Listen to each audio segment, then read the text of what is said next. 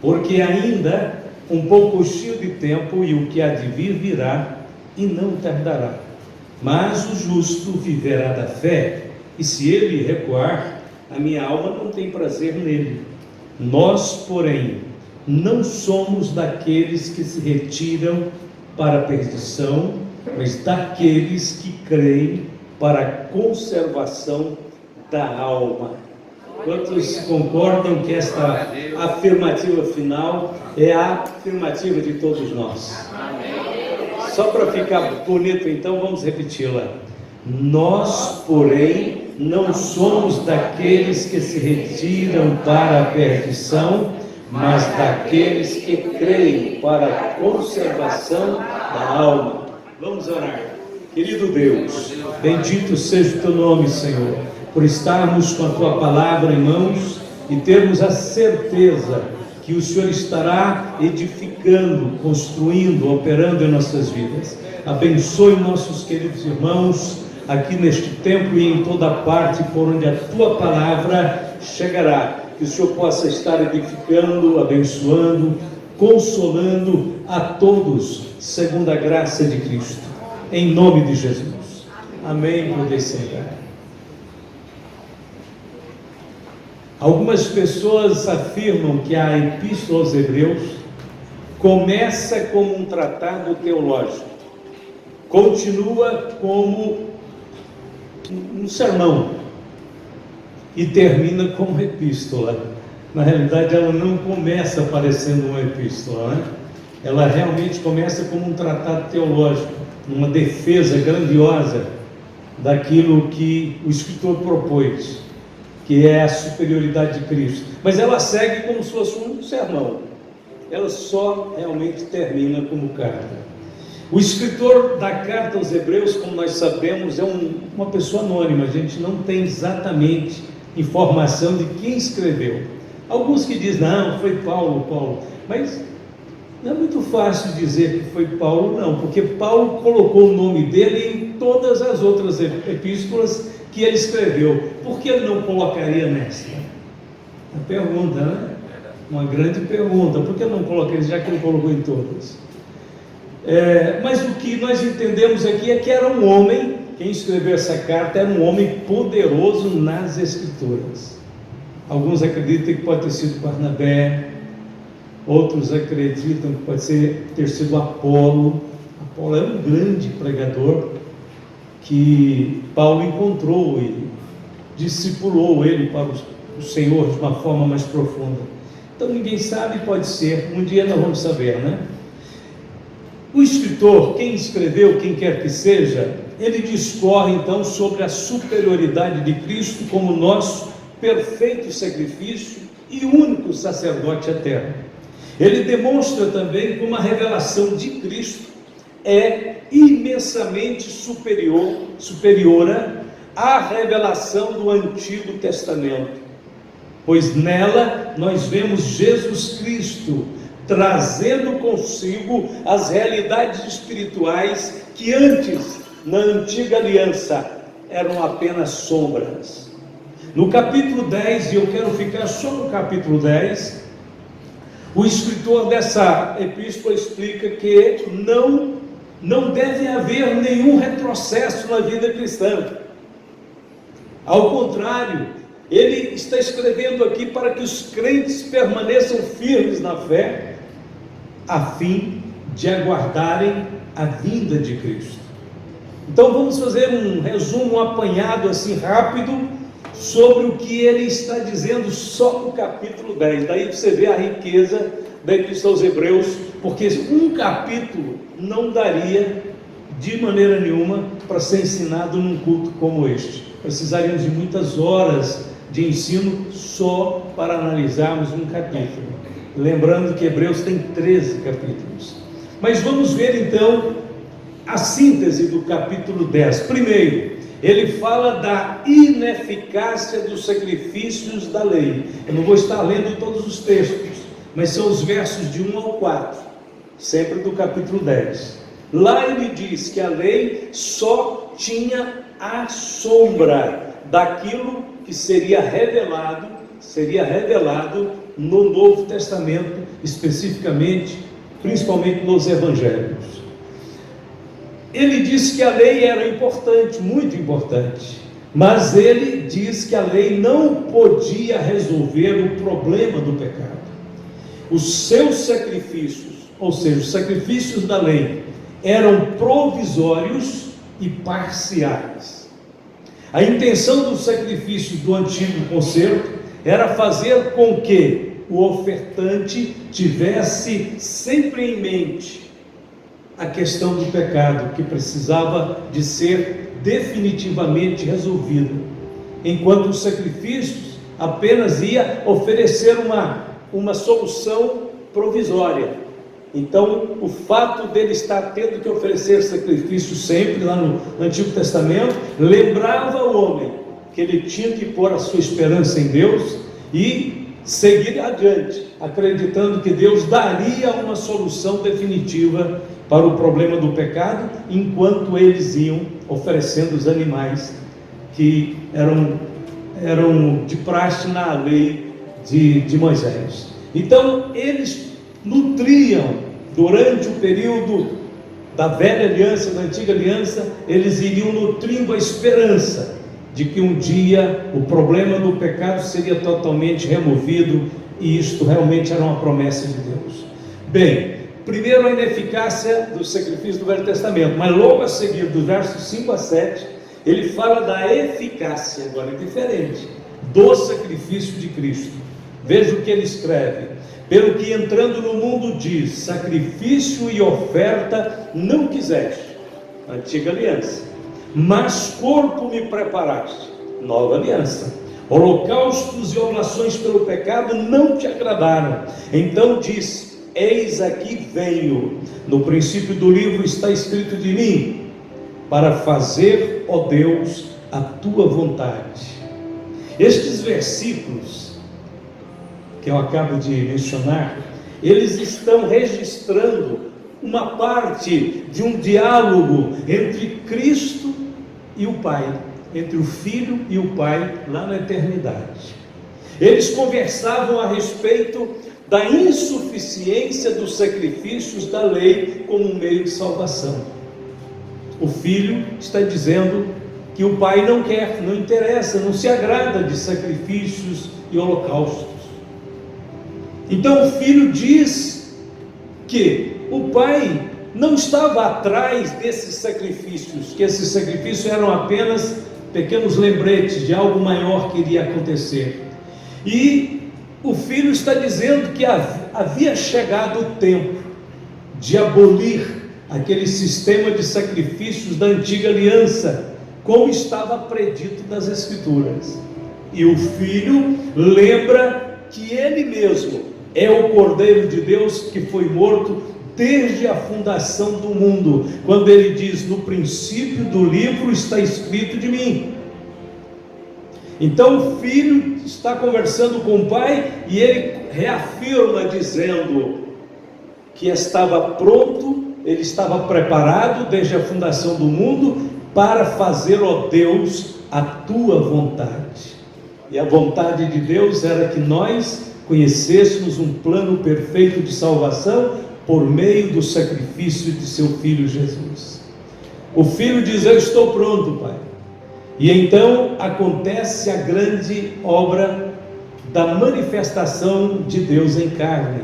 O Filho de Deus vem a este mundo para ser sacrifício, ser oferta, ser mediador e ser também depois o sacerdote da nova aliança.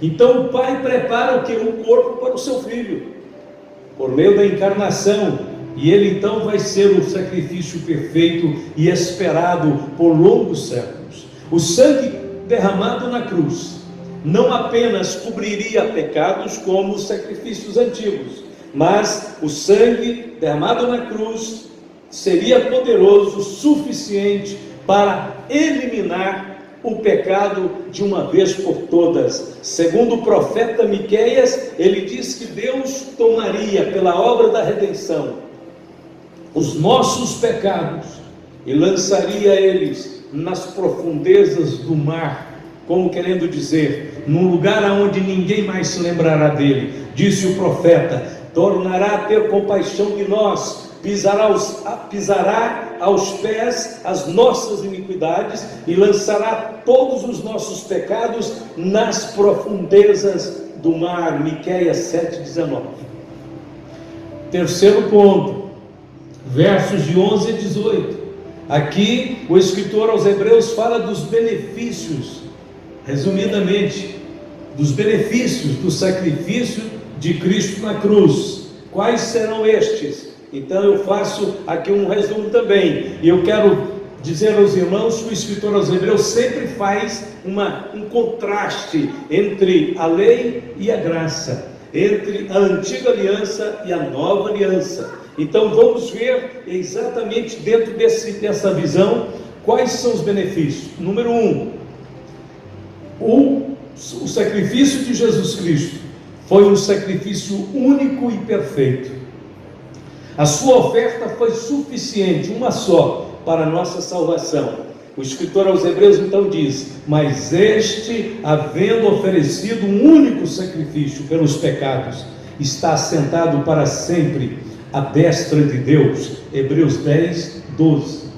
E ainda, porque com uma só oblação aperfeiçoou para sempre os que são santificados. Aos Hebreus capítulo 10, verso 14.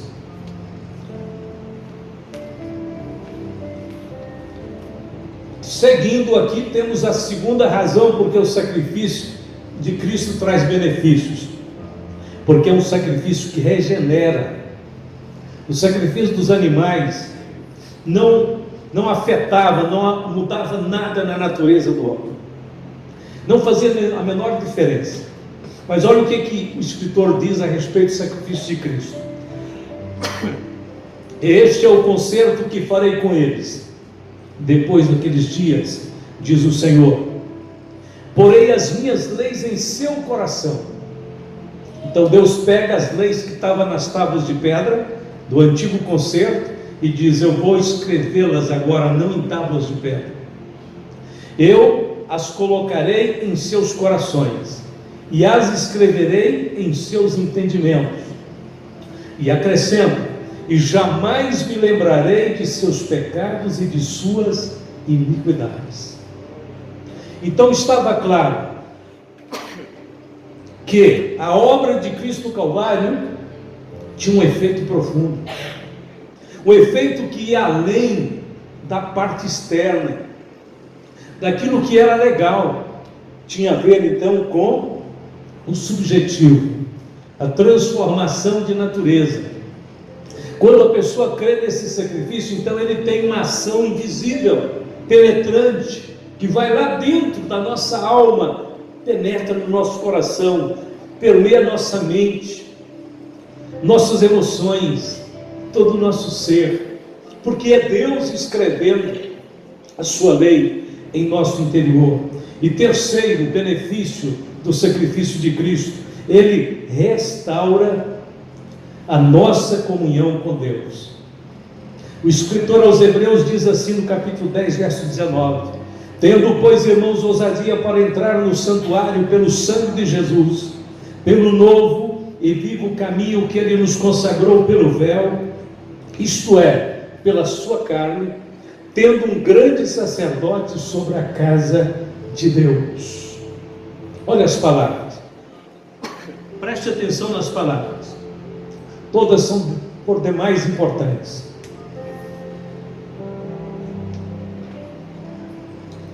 Tendo, pois, irmãos, ousadia para entrar no santuário pelo sangue de Jesus. O escritor aos Hebreus, ele está falando que a obra de Cristo foi realizada, o caminho foi aberto, mas ficou alguma coisa para a gente. O escritor aqui diz: tenham coragem, tenham ousadia para entrar no santuário. Há muita coisa na vida cristã que depende da sua decisão, depende da sua disposição de partir para a batalha, para a guerra. Aqui está falando de ousadia, ousadia que é coragem, segurança, seriam sinônimos da palavra fé, mas só que a gente entende melhor quando usa essas palavras: ousadia, segurança, coragem.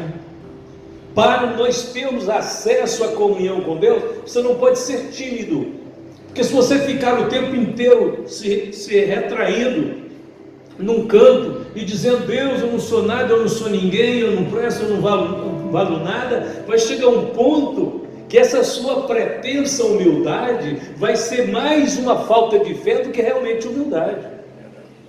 Porque uma coisa é você reconhecer que não é nada, mas você vai ficar o tempo inteiro retraído num canto, ou você vai acreditar na palavra do Espírito Santo que está dizendo: tendo pois ousadia para entrar no santuário. Ou seja, você tem que uma hora se levantar e dizer: Deus me redimiu, o sangue de Jesus Cristo me salvou, eu vou entrar na presença de Deus, eu vou gloriar no meu Deus, eu vou exaltar o meu Deus, eu vou regozijar no meu Deus.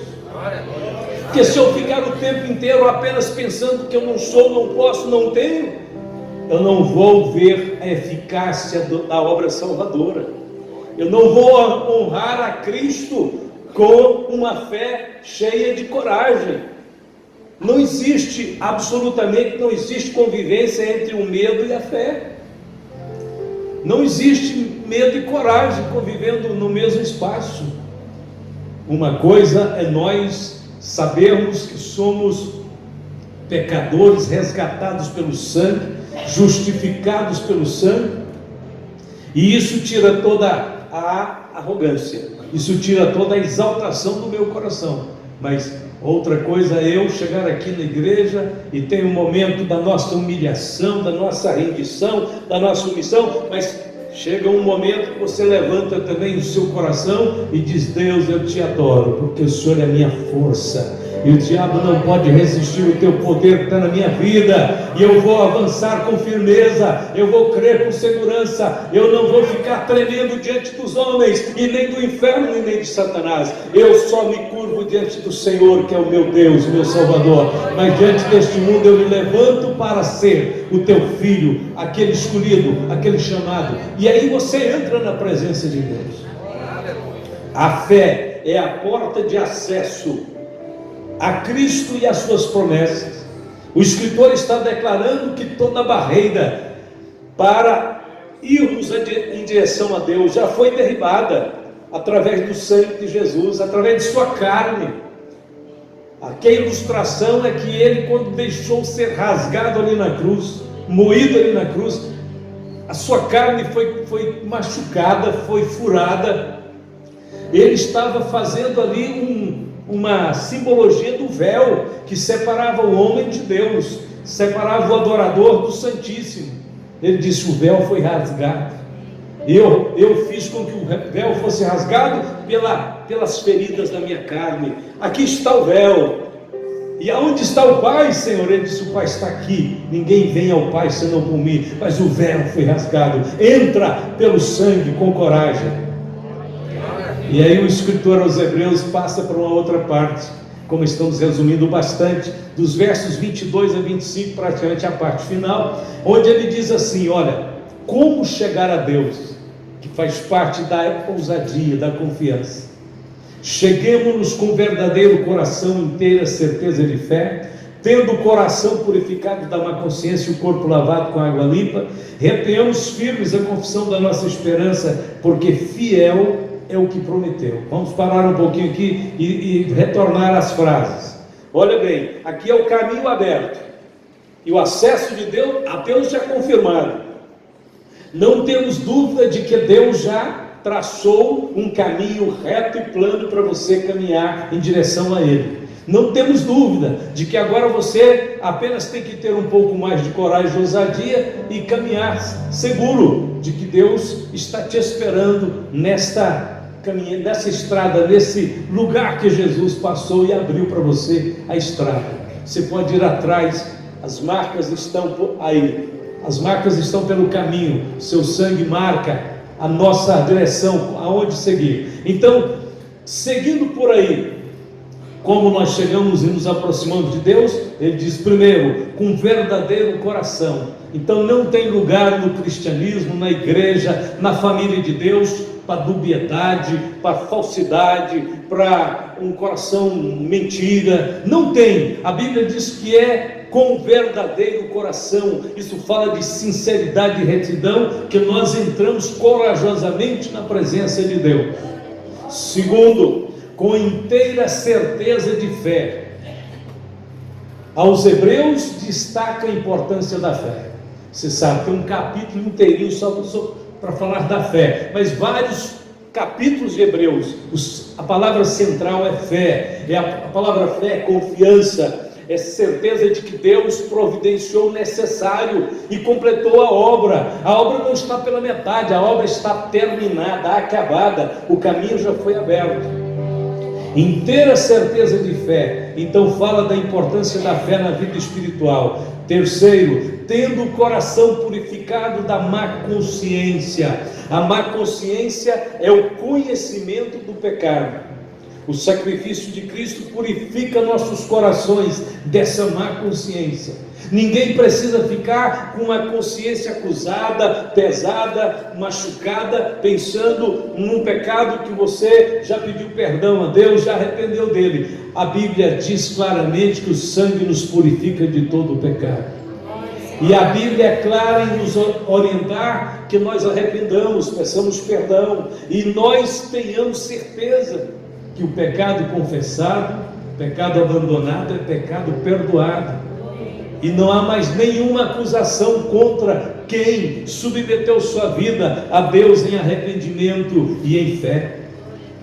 Quarto, o corpo lavado com água limpa. Isso aqui lembra o Antigo Testamento, quando os sacerdotes tinham que passar por aspersões, por abluções. O que eram abluções? Banhos cerimoniais que eram necessários para que os sacerdotes pudessem realizar o seu serviço perante Deus. Tanto que no tabernáculo tinha uma bacia de água perto do lugar santo, aonde eles tinham que lavar as mãos e os pés para entrar ali dentro.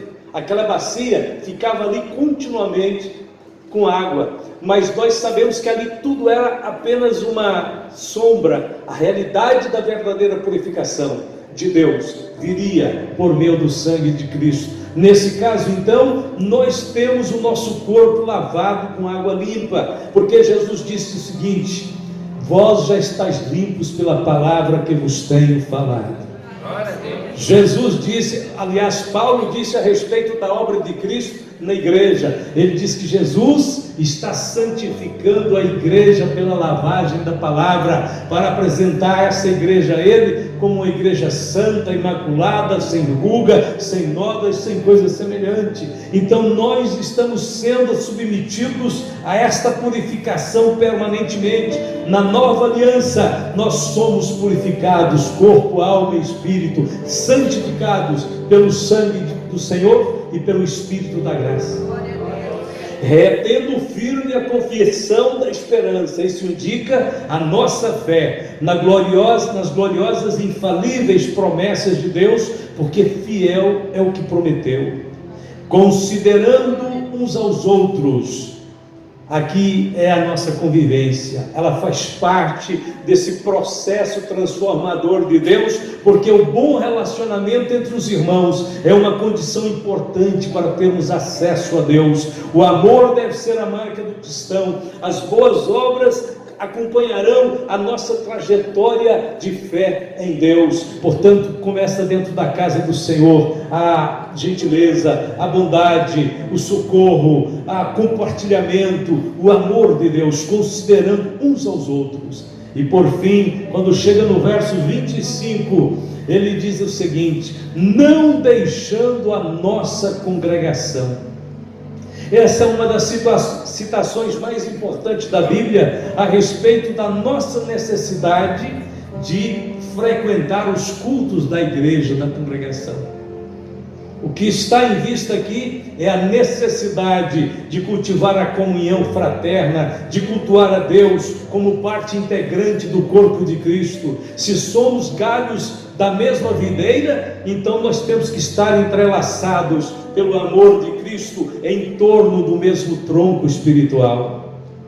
Não tem um galho saindo do tronco aqui e sumindo para um canto qualquer que ninguém mais sabe o paradeiro dele. Não, os galhos da videira formam eles se entrelaçam, eles se misturam e estão sempre próximos ao tronco, porque se desligar do tronco perde a vida.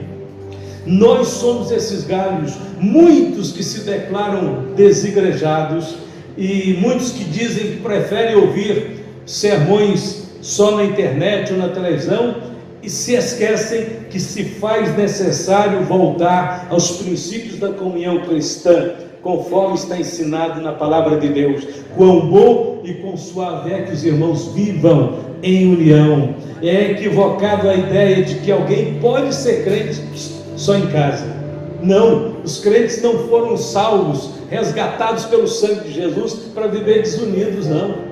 Foram resgatados pelo sangue de Jesus para viver juntos, em uma comunhão perfeita. Então ser crente só em casa não tem nada de bíblico nisso, a menos que esteja doente. E se alguém estiver doente, os outros membros da igreja devem ir até onde está o irmão enfermo e levar para ele a comunhão da igreja, confortável, porque na realidade ninguém pode ficar longe um do outro. E nessa parte de finalização aqui, ainda no verso de número 25, o escritor da carta aos Hebreus diz o seguinte: não deixando a vossa congregação, como é costume de alguns, e tanto mais quanto vedes que se vai aproximando aquele dia. Olha que palavras lindas, olha que sermão lindo este. Não separem, não fiquem longe, principalmente porque aquele dia está se aproximando. Os crentes primitivos sabiam a importância da expressão aquele dia. Não precisava dar maiores explicações. Quando se falava aquele dia, todos sabiam que estava se referindo ao dia de Cristo. Algumas passagens onde essa expressão aparece, Paulo escreveu: quando vier para ser glorificado nos seus santos e para se fazer admirável naquele dia em todos os que creem.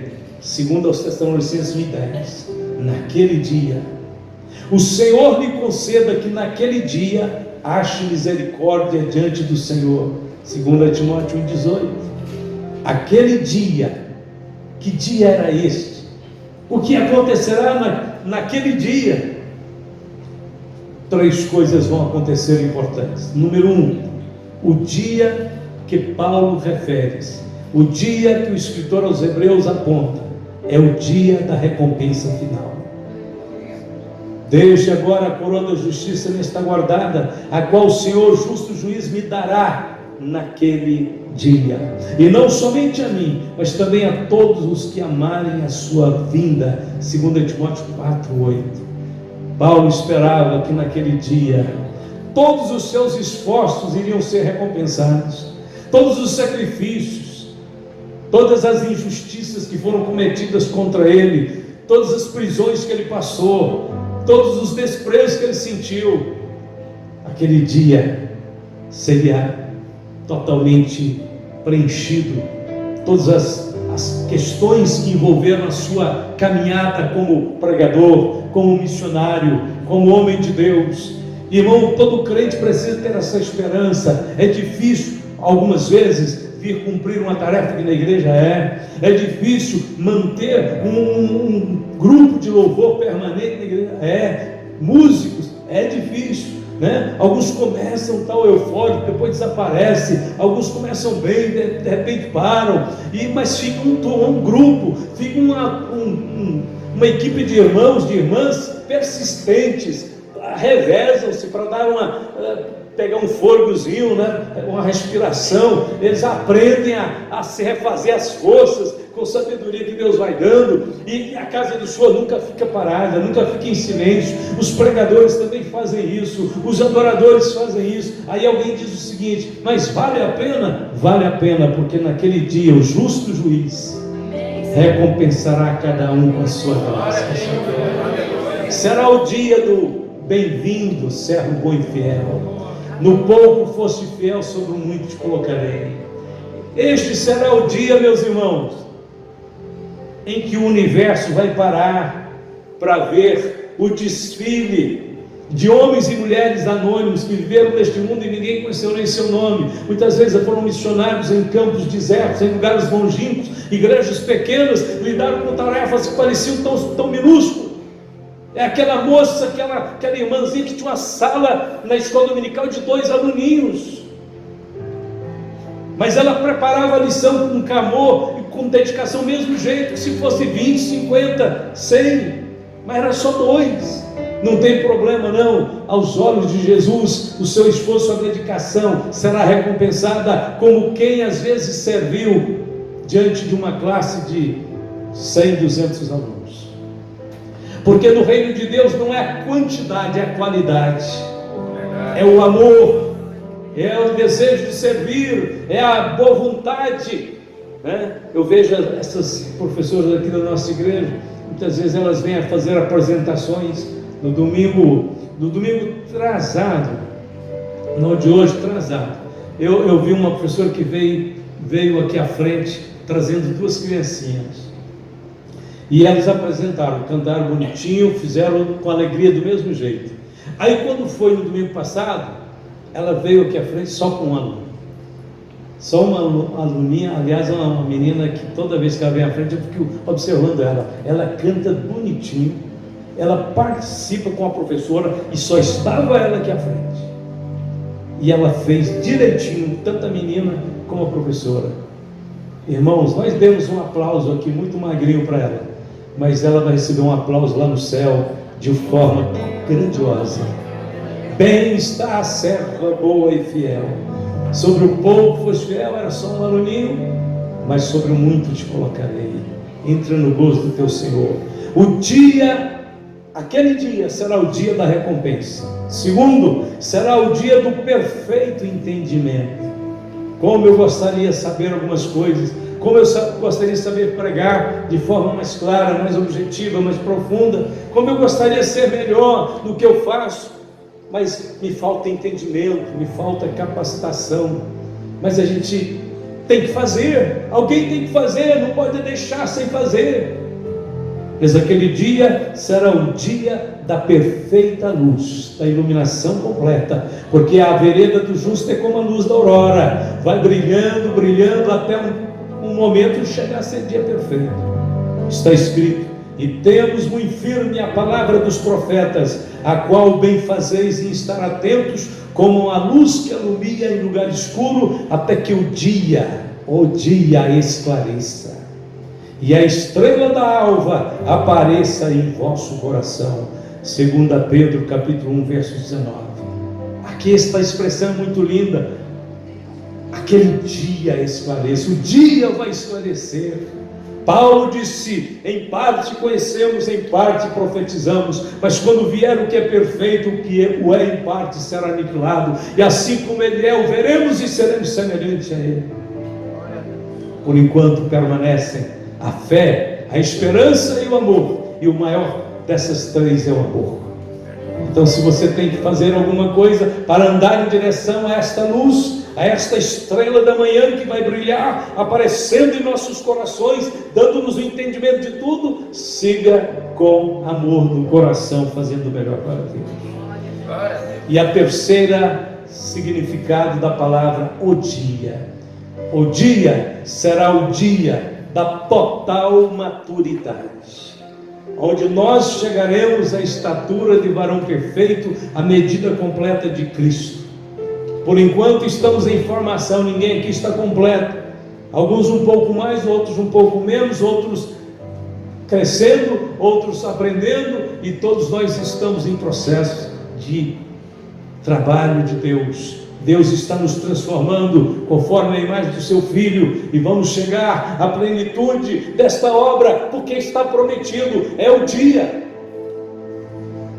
Tendo por certo isso mesmo, que aquele que em vós começou a boa obra, a aperfeiçoará até o dia de Jesus Cristo. Filipenses 1, verso 6. E as palavras finais do capítulo 10 fecham a poderosa mensagem do pregador. Porque ainda um pouco cheio de tempo, e o que há de vir, virá e não tardará. Mas o justo viverá da fé, e se ele recuar, a minha alma não tem prazer nele. Então a palavra de finalização é esta. Vamos repetir, outros ficar de pé, nós vamos repetir mais uma vez comigo. Nós porém não somos daqueles que se retiram para a perdição, mas daqueles que creem para a conservação da alma. Esta é a palavra do pregador. Nós somos aqueles teimosos que não paramos de servir a Deus por nada. Nós somos aqueles resistentes que ficamos sempre insistindo.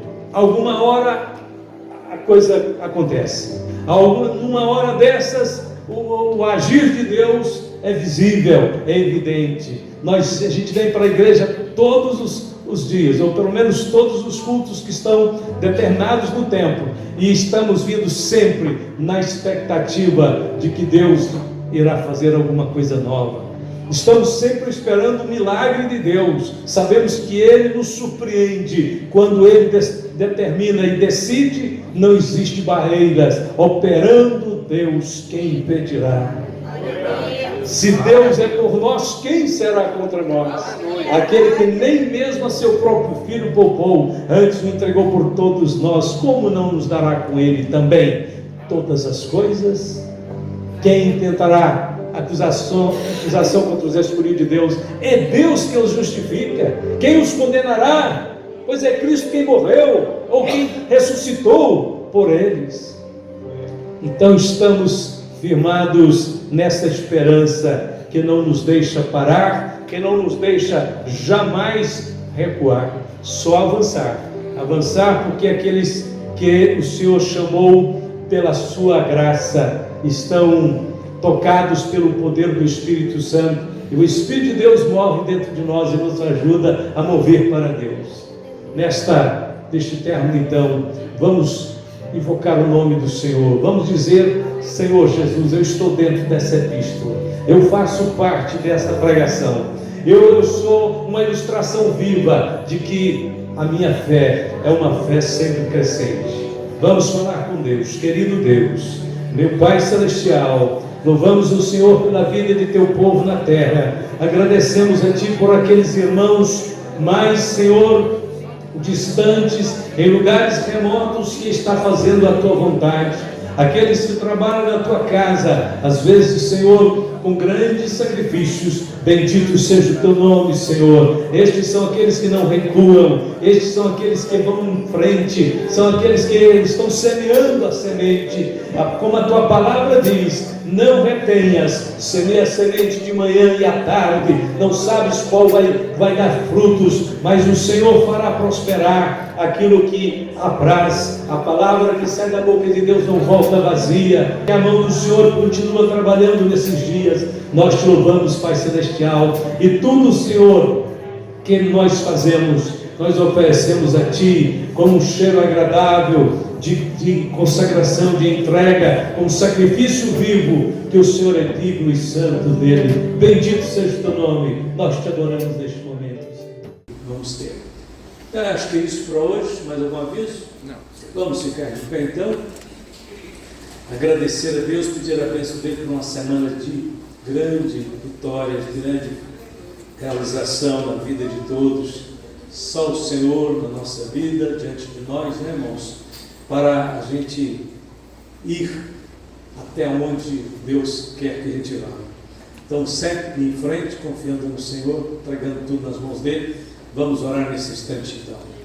Senhor Deus, Pai de nosso Senhor Jesus Cristo, Deus da glória, em nome de Jesus clamamos a Ti, agradecendo primeiro e pedindo a bênção do Senhor para esta semana que vai suceder, Senhor, diante de nós, de trabalho, de escola para as crianças, de faculdade para os jovens, de trabalhos, de viagens, que o Senhor possa estar presente com a igreja com teus filhos no dia a dia, quer seja em casa, quer seja no trabalho, quer seja na viagem. Que a mão do Senhor seja o escudo, a proteção e a fortaleza de nossas vidas. Abençoe e despede todos em paz, no santo nome de Jesus. Que a graça de nosso Jesus Cristo, que o amor de Deus nosso Pai e a comunhão do Espírito Santo de Deus seja com todos os irmãos, hoje e sempre. Todos podem dizer amém. Amém. Amém. Está terminado uma boa e feliz semana com Cristo.